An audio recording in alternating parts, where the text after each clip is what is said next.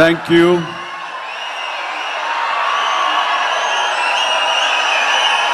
దూర ప్రాంతాల నుంచి, ఇక్కడ ఈ సిటీ నుంచి, చుట్టుపక్కల నుంచి, 2 రాష్ట్రాల్లోనే కాకుండా ఇతర రాష్ట్రాల నుంచి కూడా వచ్చేటువంటి ప్రతి ఒక్కరికి, మా మెగా ఫ్యాన్స్ అందరికీ హృదయపూర్వక నమస్కారం. అలాగే మీకు నూతన సంవత్సర శుభాకాంక్షలు, అలాగే ముందస్తుగా సంక్రాంతి శుభాకాంక్షలు.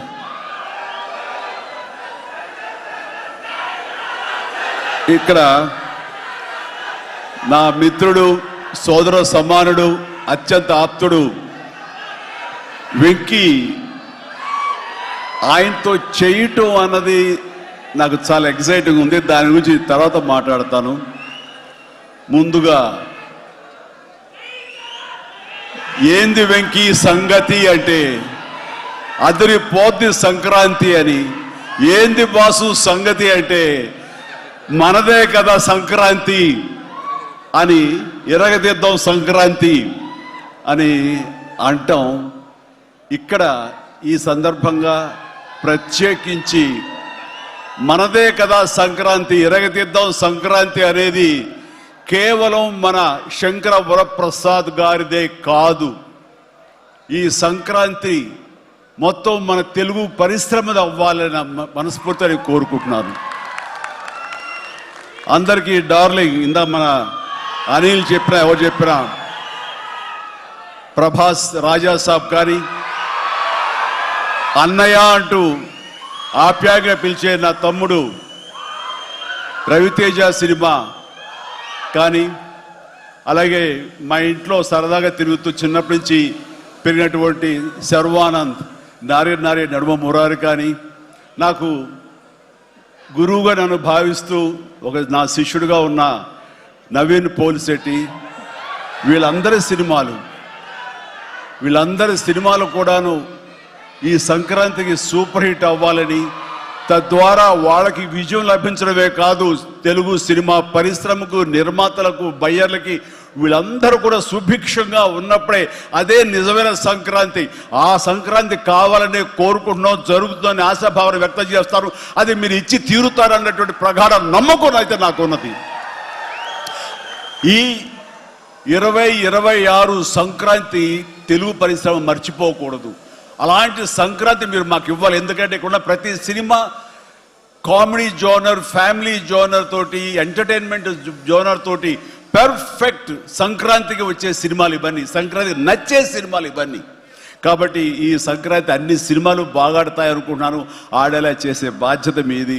దయచేసి అన్న సినిమాల్ని థియేటర్కి వెళ్ళే చూడండి, థియేటర్లోనే ఆస్వాదించండి, అలాగే మీరు ఆశీర్వదించండి కూడాను.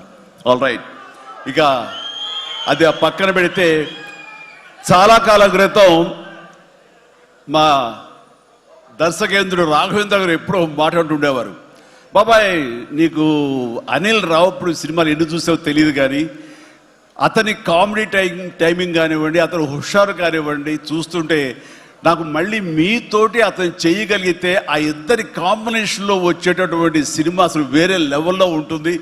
ఐ విష్ మీరు త్వరగా చేయాలని, కలవాలని నేను కోరుకుంటున్నాను. అది ఎప్పుడు వస్తుందో ఏంటో తెలియదు. ఎన్నో సంవత్సరాల క్రితం అన్నారు, కానీ సరిగ్గా ఈ సంవత్సరం బిగినింగ్లోనే ఆయన చేతుల మీదుగానే క్లాప్ కొట్టి ఈ సినిమా ప్రారంభించారు. అది ఆయన మనసులో మాట, ఇది పెద్ద సూపర్ హిట్ అవ్వాలి అని చెప్పేసి. ఎందుకంటే ఆయన కామెడీ లైక్ చేస్తారు. ఆయన సినిమాల్లో ఘరానా మొగుడు ఎంత విజయం సాధించిందో అలాంటి విజయం సాధించాలి ఈ సినిమా అంటూ ఆయన ఎన్నోసార్లు నాతో చెప్పుకుంటూ వచ్చారు. ఎన్నోసార్లు సెట్కి రావాలని పిలవ వేయడం కూడా మీరు అడిగారు, మనమే పిలవలేదు. ఆయన ఎవరైనా హీరోయిన్లు ఉన్నప్పుడు మాత్రమే వస్తాను, ఏదైనా హుషారుగా వస్తుంది అంటుంటారు ఆయన. అది కుదరలేదు ఎందుకో. బట్ ఏమైనా సరే ఈ సినిమా కథ కుదిరింది అని సంక్రాంతికి వస్తున్నాం తర్వాత అనిల్ రావుపూడి నా దగ్గరకు వచ్చి కథాంశం చెప్పినప్పుడు చాలా బాగుంది, ఫ్యామిలీ టచ్ ఉంది, సెంటిమెంట్ ఉంది, చిన్నపిల్లలతో నాకు అటాచ్మెంట్ ఉంది, చాలా హృదయంగా ఉంది, హార్ట్ టచింగ్ సీన్స్ ఉన్నాయి. ఇలాంటి సినిమాకి ఆ కామెడీ జోనర్ సినిమా కలిస్తే కనుక నీ స్టైల్లో చాలా బాగుంటుంది. నాది ఒక ఎస్పీజీ క్యారెక్టర్ కాబట్టి ఇది నేను కొంచెం వైవిధ్యంగా డిఫరెంట్గా చేస్తే కనుక డెఫినెట్లీ బాగుంటుంది. డిజైన్ చేద్దామంటే అస్సలు వైవిధ్యం వద్దండి.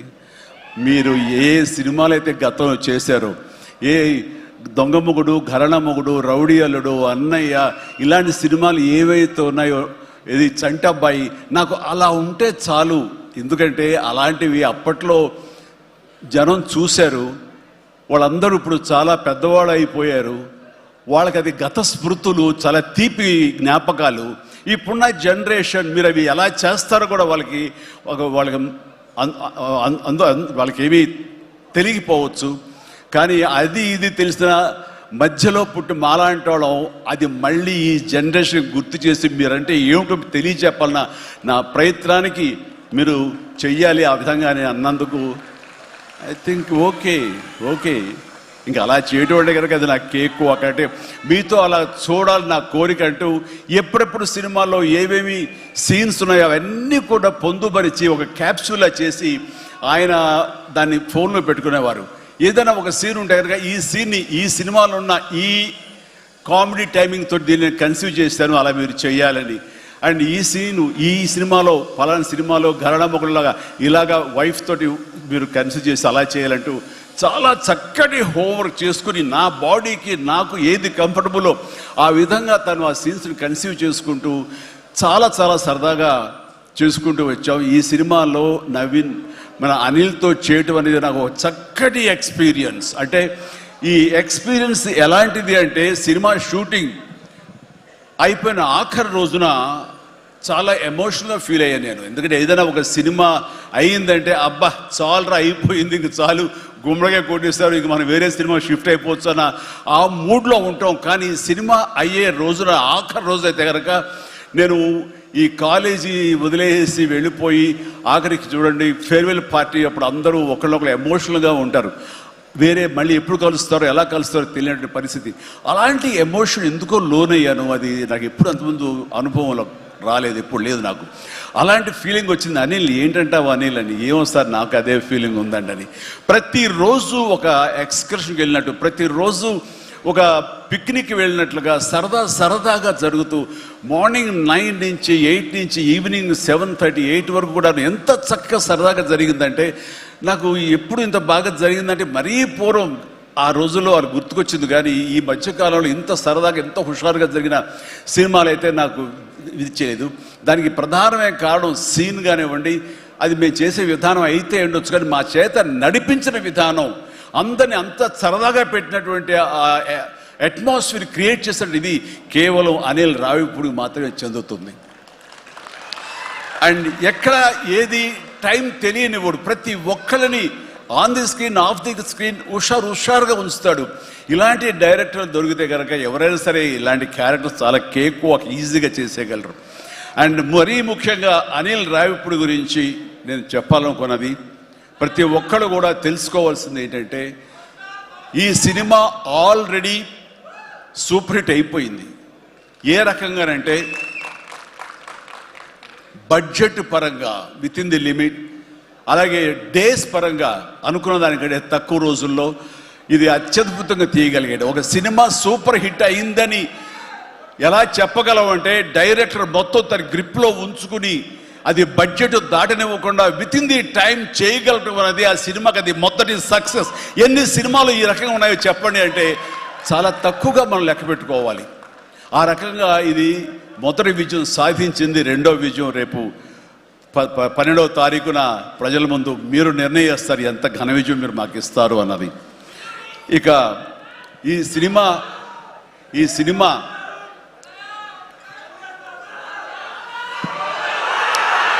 ఓకే, ఇక ఈ సినిమాలో నేను నెక్స్ట్ చెప్పుకోదగిన వ్యక్తి వెంకటేష్, నా బ్రదర్. ఎప్పుడు కలుసుకున్నా సరే చాలా సరదాగా మాట్లాడుకుంటాం. ముఖ్యంగా ఇప్పుడు మీ ముందు తమాషాగా కామెడీగా హుషారుగా మాట్లాడినా సరే అతనితో 1-to-1 కూర్చుంటే చాలా ఫిలసాఫికల్గా ఇన్ డెప్త్, ఇంతటి డెప్త్ వ్యక్తి వెంకటేష్. అందుకైనా ప్రతి ఒక్కరు ఇంత పాజిటివ్ మనిషి, పాజిటివ్ వైబ్స్ ఉంటాయి ఆ మనిషి చుట్టూరు అంటుంటారు. నిజంగా అతనితో టైం తెలియదు మనకి. ఎంతో తన ఏజ్కి మించినటువంటి విషయాలు తెలియజేస్తూ జీవితం యొక్క పరమావధి ఏంటి, జీవితం ఎలా ఉండాలి, ఎంత పీస్ఫుల్గా ఉండాలని చెబుతుంటే కనుక నాకు మోడర్న్ డ్రెస్ వేసుకున్న చిన్న సైజు గురువులాగా అనిపిస్తుంటాడు వెంకటేష్. నిజం. సో అలాగా సినిమా జీవితాన్ని తన వ్యక్తిగత జీవితాన్ని రెండు బ్యాలెన్స్ చేసుకుంటూ చాలా చక్కగా ముందుకు సాగుతూ ఎంతో ఇన్స్పైర్గా ఉంటుంది వెంకటేష్. ఇక ఈ సినిమాకి వచ్చేసరికి ఎలా కుదిరింది, ఇందాక అనిల్ రావు ఇప్పుడు చెప్పాడు, ఆ హింట్ ఇచ్చింది మీ ఇద్దరం కలిపి చేసేలాగా ఏదైనా ఒక ఎపిసోడ్ క్రియేట్ చేసి అక్కడ వినియోగించుకుందాం, మా ఇద్దరు కాంబినేషన్ సినిమాకు ఉపయోగపడే విధంగా సినిమాలో అంతర్భాగంగా ఉండేలాగా అన్నందుకు అని చెప్పిన విషయం. ఎలాగా ఇదేంటంటే ఒక ఐదేళ్ల క్రితం అనుకుంటా మీ ఇద్దరు అమెరికా వెళ్ళాం, లాస్ ఏంజల్స్ వెళ్ళినప్పుడు అక్కడ మిత్రుడి ఇంట్లో కూర్చున్నప్పుడు అంత ఎదురు బదురు కూర్చొని పిచ్చాపాటి మాట్లాడుకుంటుండగా వాళ్ళు ఎవరు అబ్బా మీ ఇద్దరు చూస్తుంటే చాలా బాగుందండి, ఒక స్టిల్ తీసుకుంటామంటూ వాళ్ళు స్టిల్ దిగిపోతుంటే అక్కడ తీయదు. చిరంజీవి కూర్చుంటారు, నేను నిలబడతాను అని చెప్పేసాడు. అదేంటి వెంకీ అలా కాదు, నేను నిలబడతాను అన్నాను. లేదు ఇది నా మైండ్ లోపల ఎప్పటి నుంచో మీరు అట్లా బాస్లో కూర్చుంటే కనుక కాలు మీద కాలు వేసుకుని నేను వెనకాల నిలబడి ఉంటాను. ఇది ఒక మంచి స్టోరీకి స్టిల్ లీడ్ అవ్వాలి అంటే మన హాలీవుడ్ గాడ్ ఫాదర్ చూసారా, మెర్లిన్ బ్రాండో అండ్ ఆల్ పాచినో అలాంటి క్యారెక్టరైజేషన్స్. వెంకీ నువ్వు వెళ్ళి వాడు నరుకురా అంటే నువ్వు వెళ్ళి మ్యాస్గా నరికి వచ్చేస్తారు. అంటే తనకి ఎప్పటి నుంచి ఉందో అలాంటి జోనర్ సినిమా చేయాలి, మా ఇద్దరు కాంబినేషన్ చేయాలన్న కోరిక ఉందో ఆయన వ్యక్తపరిచేసరికి నేను చాలా ముచ్చటపడిపోయారు. అదేవిధంగా స్టిల్స్ కూడా మేము దిగాము, అది ఎవరు లీక్ చేస్తారో నేనైతే లీక్ చేయలేదు, అది బయటకు వెళ్ళిపోయింది ఆ స్టిల్స్. అండ్ అలాగా అది నా మైండ్లో పడేసరికి అప్పటి నుంచి ఈ అవకాశం ఈ సినిమాలో వస్తుంది. ఆల్రెడీ వెంకీతోటి తన మంచి సినిమా ఇచ్చాడు అనిల్ రావుపూడి, తను మాత్రమే ఇద్దరిని జస్టిఫై చేయగలడు, ఇద్దరికి న్యాయం చేయగలడు అనే ఉద్దేశంతో నేను తనకి హింట్ ఇచ్చినందుకు దాన్ని అత్యద్భుతంగా డిజైన్ చేశాడు.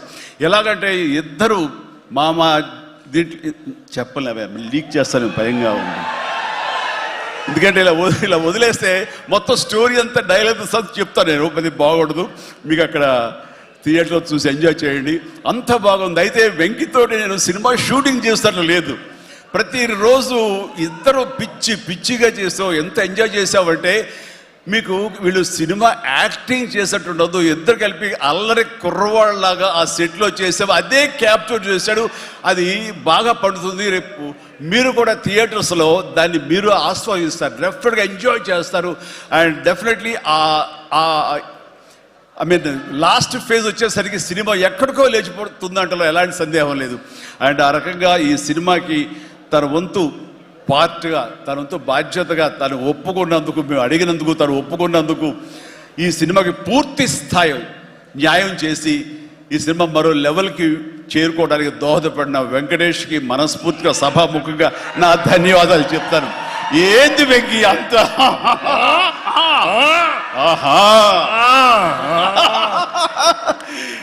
ఇదే సరదా.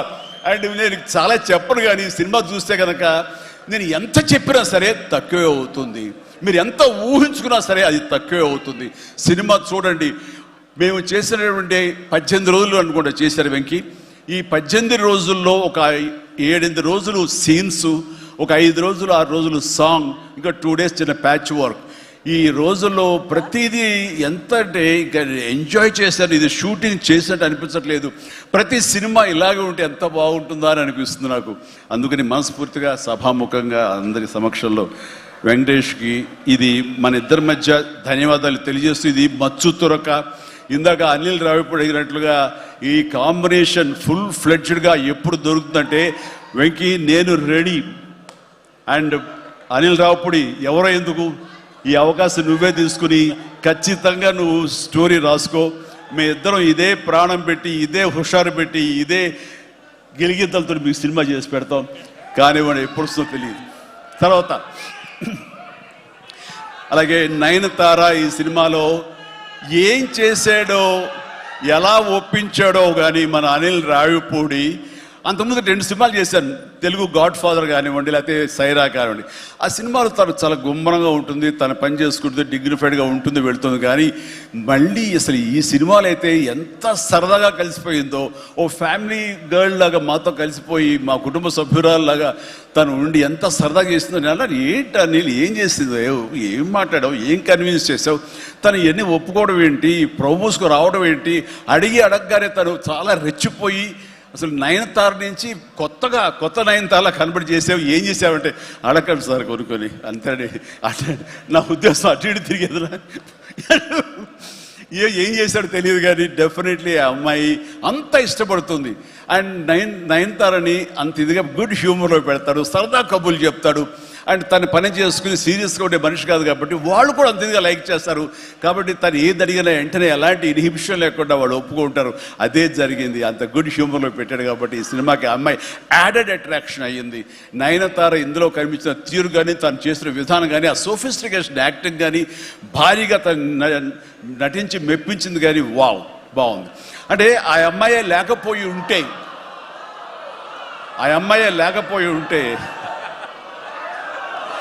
వావ్,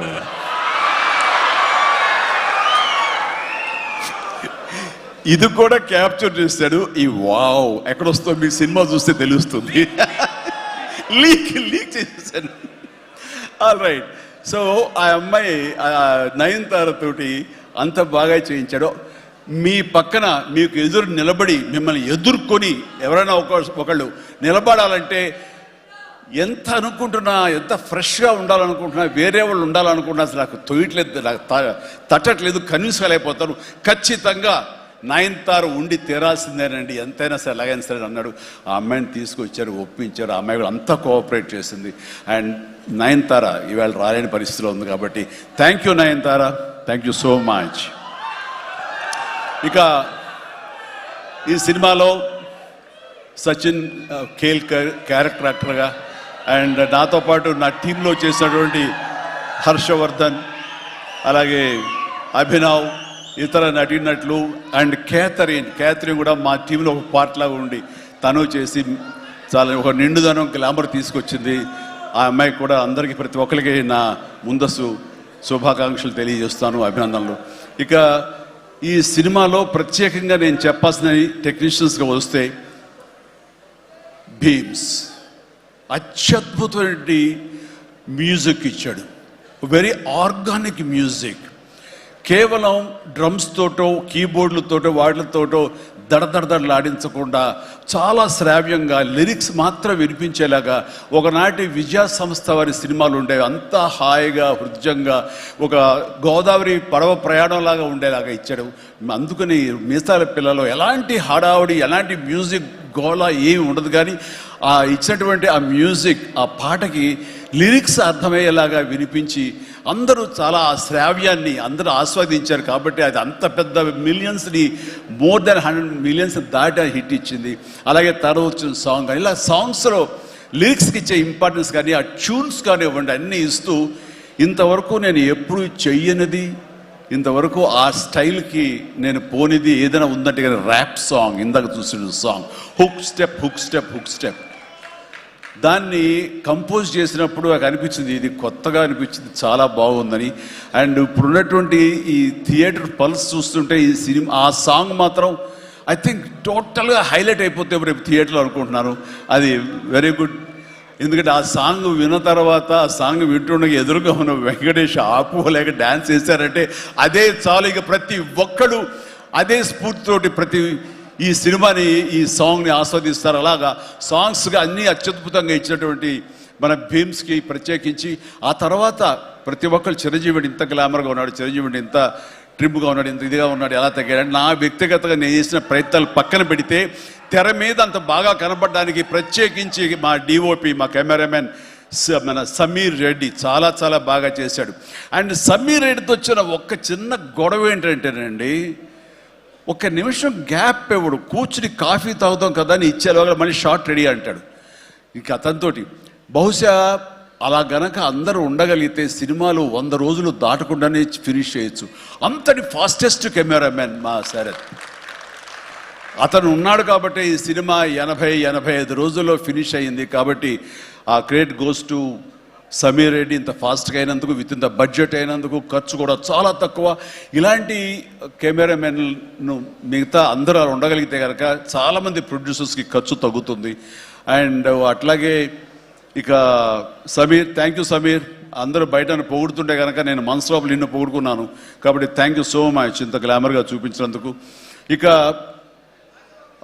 ప్రకాష్, మా ప్రొడక్షన్ డిజైనర్ ప్రకాష్ చాలా చక్కగా చూపించాడు. అండ్ తమ్మిరాజు గారు, అలాగే వీళ్ళన్నీ ఒక పక్కన ఉంటే కనుక అహర్నిశలు అంటే డే 1 నుంచి ఈవెల్ట్ వరకు కూడాను మన అనిల్ రావుపూడి స్టోరీ టీమ్, సాయి, నారాయణ, ఇంకా రాజేష్, ఇలాగ వీళ్ళందరూ ఉన్నారు. వాళ్ళ పేరు పేరున నేను వాళ్ళు పడ్డ కష్టాన్ని కానీ వాళ్ళు తీసుకున్న శ్రద్ధాశక్తులు కానీ హృదయపూర్వక నాకు సంతోషాన్ని, అభినందనని, ధన్యవాదాలను తెలియజేస్తాను. వాళ్ళు అంత ఇదిగా ఉన్నారు. ఇక్కడ అనిల్ రావుపూడి గురించి ఇంకొక విషయం నేను చెప్పాలండి. ఏంటంటే అందరం సినిమా తీస్తూ ప్రేమించాలి. సినిమాని ప్రేమిస్తేనే మన యొక్క ఎఫర్ట్స్ తోటే సినిమాని ఆద్యంతం చాలా అద్భుతంగా తీయగలం మనం. అయితే సినిమా తీస్తున్నంతసేపు ఎంత ప్రేమిస్తాడో, ఎంత ఇష్టపడతాడో, ఎంత ఎంజాయ్ చేస్తాడో, అంత బాగా మన నుంచి యాక్టింగ్ రాబడతాడో, అంతకంత సినిమా పూర్తయిన తర్వాత కేవలం దానికి బాగుందా లేదా అని మళ్ళీ ఒకసారి తనుగా సమీక్షించుకున్నప్పుడు ప్రతిపక్ష నేత అయిపోతాడు.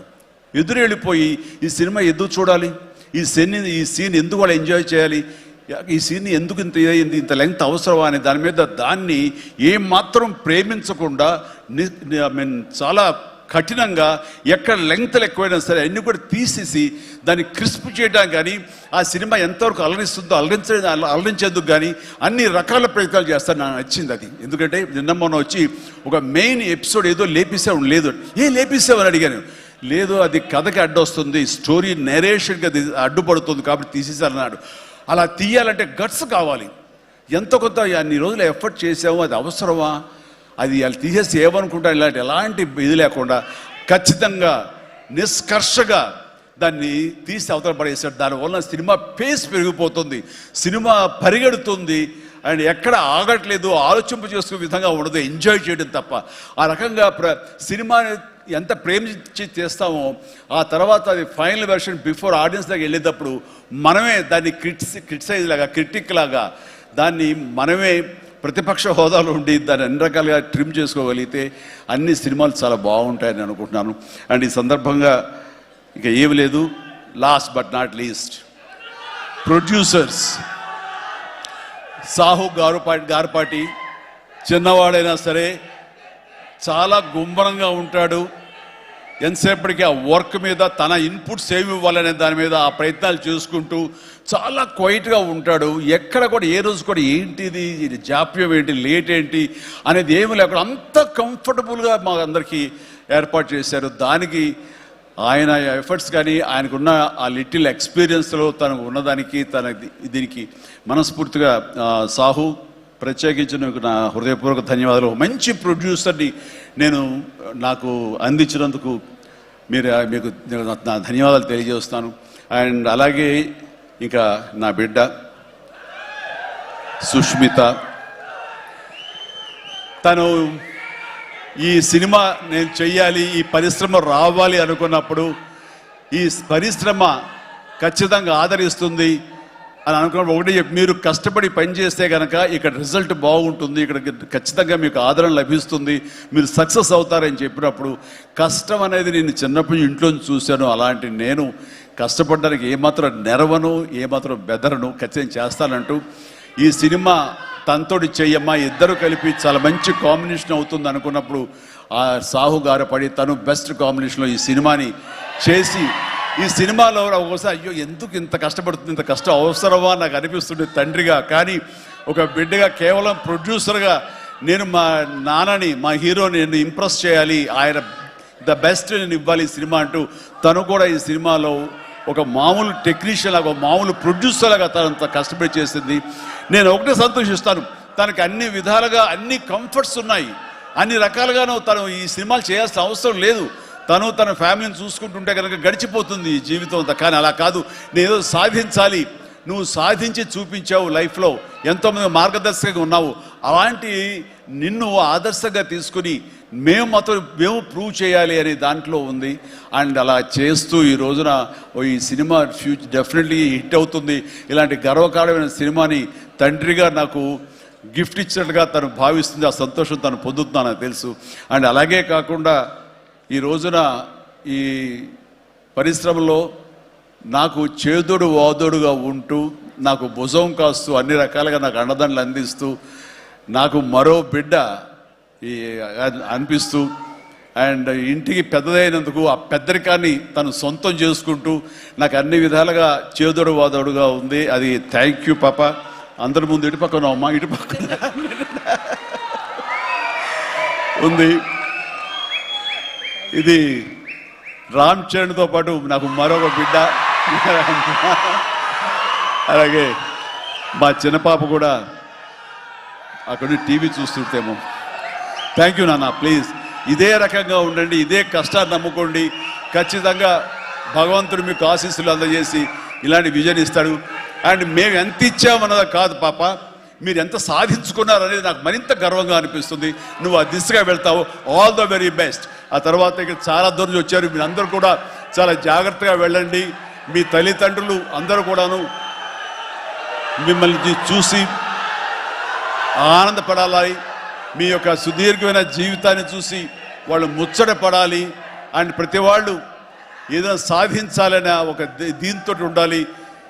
కాబట్టి నాకు తెలుసు నా అభిమానులు ఎప్పుడు కూడా నన్ను ఇన్స్పిరేషన్గా తీసుకుని మీరు అభివృద్ధిలోకి వస్తారని తెలుసు. And thank you. ఇదే అభిమానం, ప్రేమ మీరు నా మీద ఎప్పుడు చూపించాలి. Thank you so much. I love you all.